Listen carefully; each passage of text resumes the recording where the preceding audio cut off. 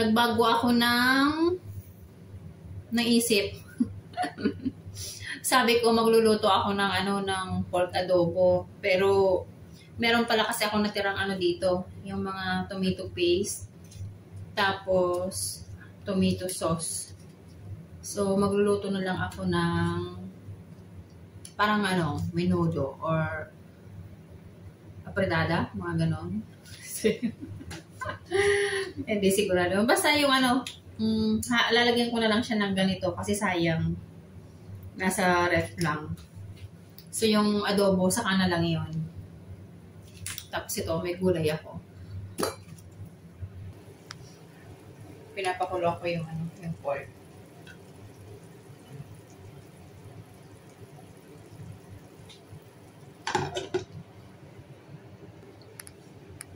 Habang kumukulo siya, papalambutan ko siya dito. Ililipat ko dito sa isa. Kasi mas malaki-laki ito. Lalagyan ko kasi ng gulay. Pag wala na siyang space, maliit lang. Yan lang. Kaya dito na lang, nililipat ko siya dito. Puro rice cooker yung yung nilulutuan ko. Pwede pala siyang lutuan ng mga ulam, hindi lang rice. Kasi dito, naka-auto siya. Naka-auto. Pag malakas na yung apoy niya, hihina. Tapos lalakas na naman. Hindi siya magandang lutuan ng mga ulam.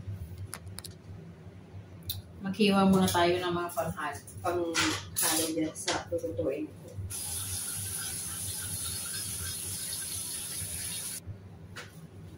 Lagyan natin ng bay leaves.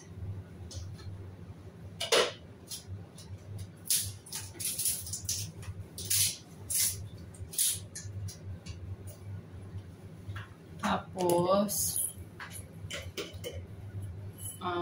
paminta.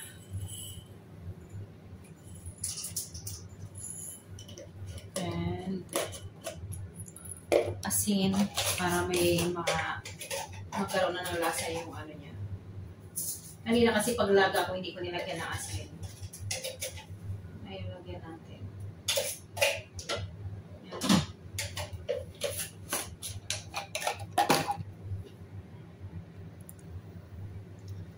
Maya-maya pa malalambot yung yung buto-buto. Medyo matigas pa siya. Kaya hintay pa ako na lumambot. Pero yung ito, sineparate ko kasi siya. Kanina pag pakulo ko, malambot na siya. Pero yung buto-buto, pa, tigas. Balikan na lang natin mamaya. Ito na yung kumukulo na siya. Ayan. Malambot na yan. Lalagyan ko na nung tomato paste saka tomato sauce.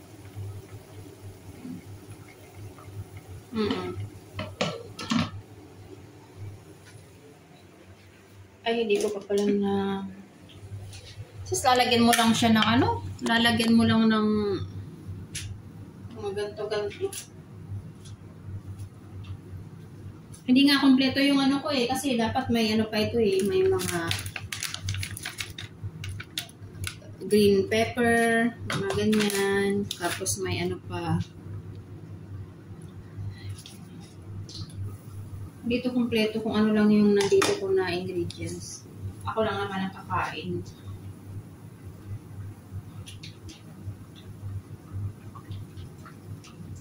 Nakalaki ko sa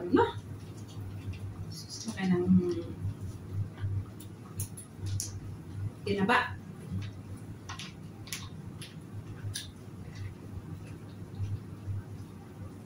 Yan. Tapos, itong tomato paste na ito.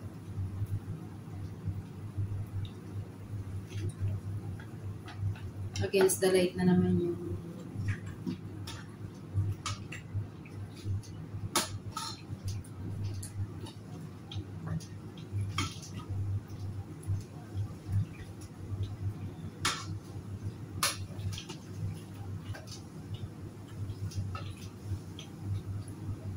tinawagan ko na kasi ano, para mas magkaintindihan.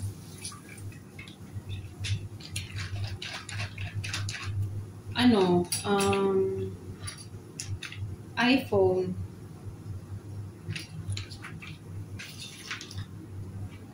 $24 months. 2 years.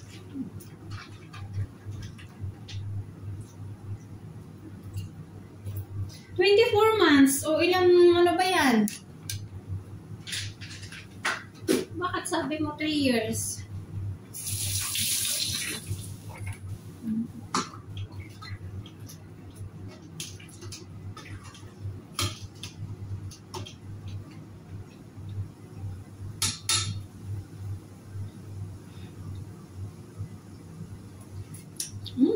Tabang. It's very matabang.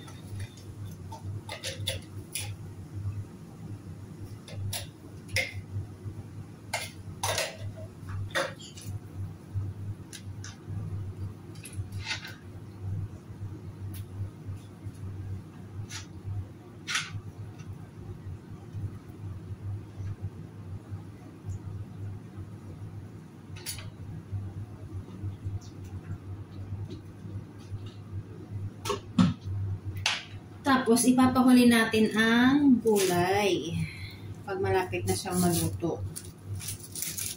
Sarap to, maraming gulay. Hindi ako kompleto sa ano, sa gulay. Wala akong red pepper, green pepper, mga ganun.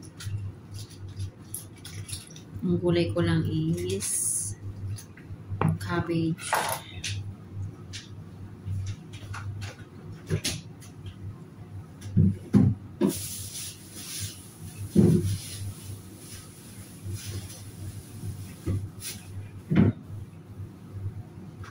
Okay, tingnan natin.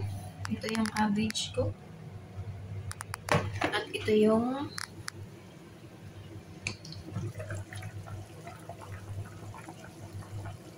karne natin.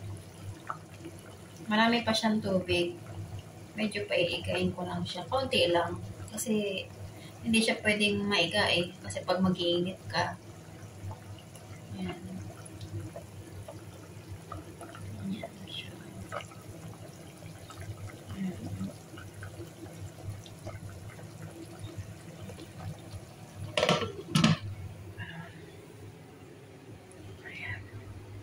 Dito ulit sa aking kusina.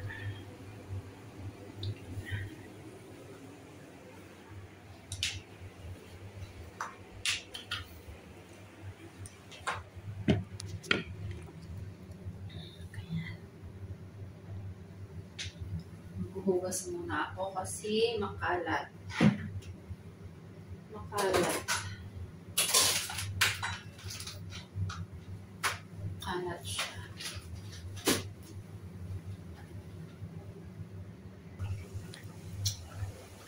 Ilagay na natin ng gulay. SQ na ito. Malapit na ito maluto. Ayan. Ayan lang ang gulay ko, cabbage.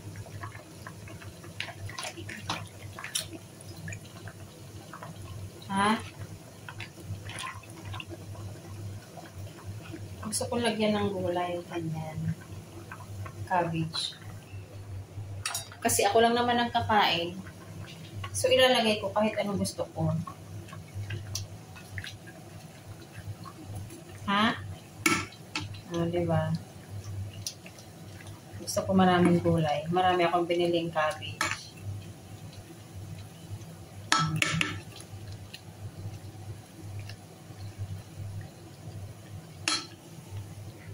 Diba? Kanya-kanyang version yan. Pag tinanong mo ko kung anong tawag niya, hindi ko rin alam. Basta, lahat ng mga ingredients na meron ako, ginamit ko dyan sa niluluto ko. Yung mga tira-tira.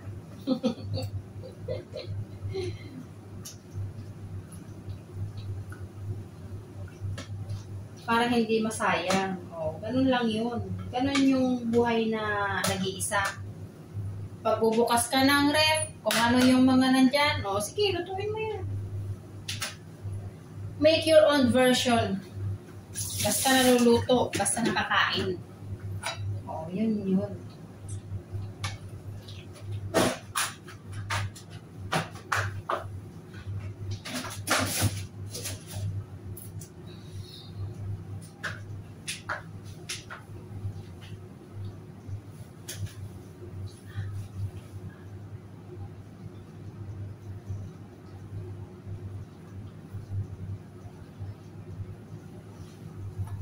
Later.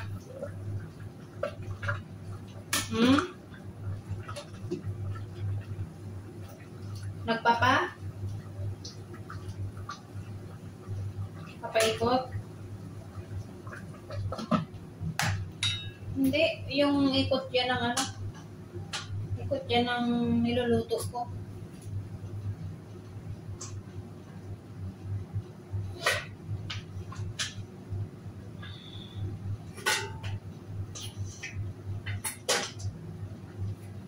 Malapit na akong maluto. Malapit na akong makaluto.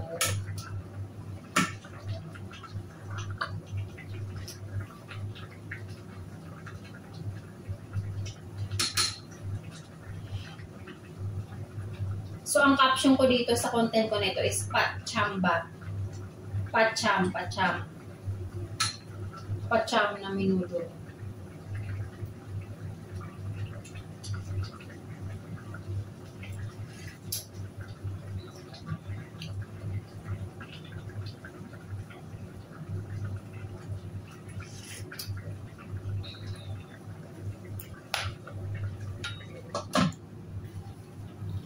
Okay na yan. Luto na yan. Luto ng aking pacham.